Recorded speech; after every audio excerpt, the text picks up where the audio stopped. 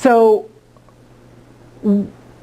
like I said, we rely on planning and prioritization to be able to make our decisions. So we're going through a process right now of, like I said, we're still thinking about the post-fire environment. So we're going through a process right now of we're 3 years out. What's left? What do we still need to do? What are the remaining priorities? How are we going to shift that focus? Where are we going to work? So we're doing a planning, sort of a rapid response planning process right now. But we're starting to look at those other forward-looking issues in the watershed.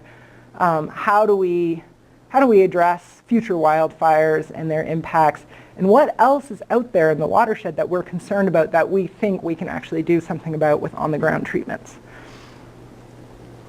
So we are in the process of writing a watershed plan for the Upper Poudre and working with our stakeholders to really hone in on what the right issues are, what the right goals are, and what are the outcomes that we expect from this process, and where on the landscape we're going to do that work.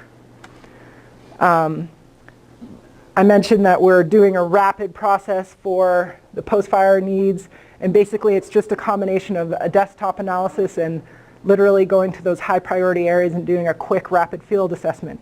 Is this still a problem here? Are we still not seeing ground cover returning? Are our channels unstable here? And then making an assessment of whether there's any areas that are still problematic. One of the big concerns is the impact that the burn area has had on roads and roads on the burn area itself. So that might be a future area of work for us, is some of our unpaved roads the creeks have basically decided to go back into the roads because it's probably where they were originally anyways. And then how that erosion and that change has created more erosion or other surface runoff problems.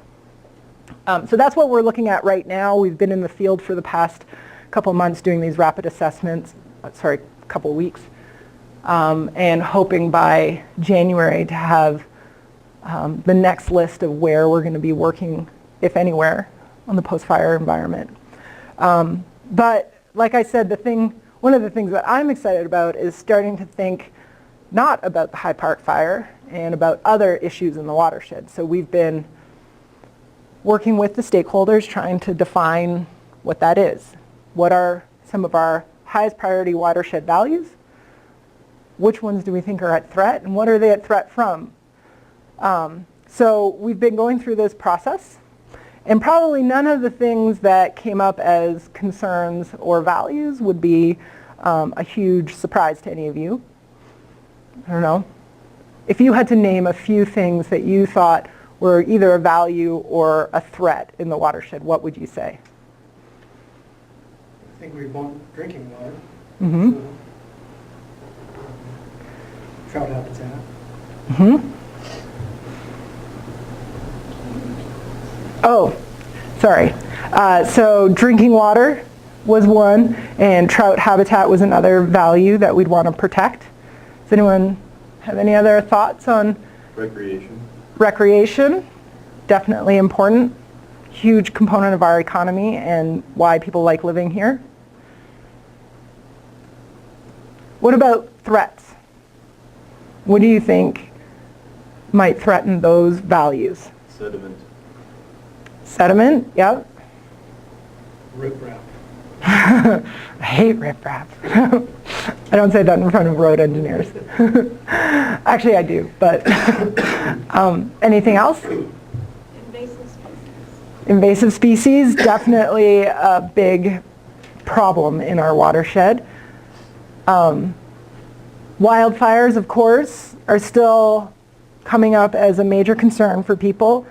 And certainly since 2013, people are really worried about floods. We kind of got off almost scot-free on the Poudre side of the watershed with that flood event. But it has definitely raised the bar about thinking about whether we're ready and what would be the impacts in our watershed if we had that kind of flood event on our side of the watershed fence.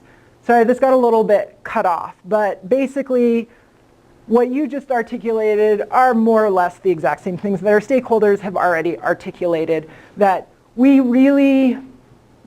put it in somewhat fancier language, but basically having a river that can function is one of the watershed values that we want to protect.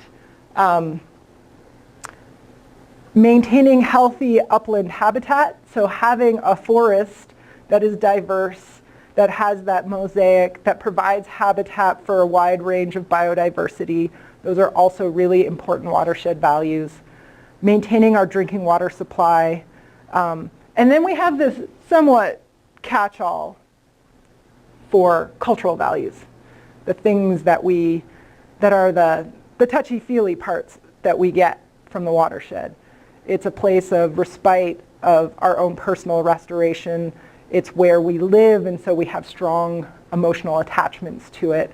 And then we went through a process of talking about, well, what does that mean? Like, what are those goals or those watersheds values actually mean? And then what we thought were the primary risks to those values. So that's kind of where our conversation is right now, and we're starting to do the process of like, okay, these are our goals and threats. Where are those values, where do they actually lie in our watershed, and where do we overlay the greatest risks to those values? And that process is how we define literally on the landscape where we could potentially do restoration work to address, protect, and restore vis-a-vis those issues. So that's an ongoing process, and as much as I called the post-fire portion rapid, this is also going, just by nature of our funding, is also going to be faster than I would maybe hope for. But by year's end, not this year's end, sorry, next year's end, we're hoping to have one plan that will articulate all of those values and threats and identify high priority areas on the landscape and potential treatments for those threats and issues.